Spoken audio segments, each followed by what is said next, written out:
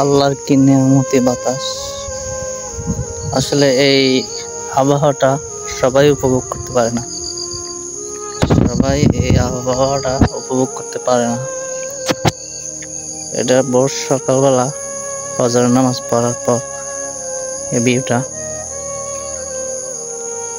অনেক সুন্দর লাগতেছে। যে আবহাওয়াটা আসলে এটা এই বাতাসটা সবার ভাগ্যে জোটে না, সবার ভাগ্যে এই বাতাসটা জোটে না।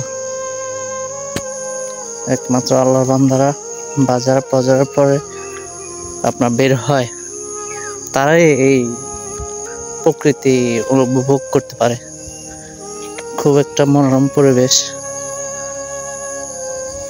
আসলে দেখার মতো, বা যে বাতাসটা উপভোগ করার মতো।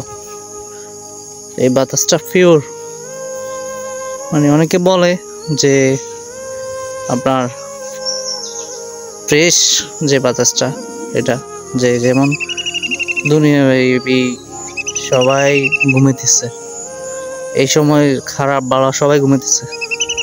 যারা নেককার বা আপনার নামাজ কালামা পড়ে তারাই আপনার এই বাতাসটা উপভোগ করতে পারে, বা এই বাতাসটা আপনার কোনো ঝামেলা নাই, ঝামেলা মুক্ত বাতাস বলা যায়। অনেক সুন্দর।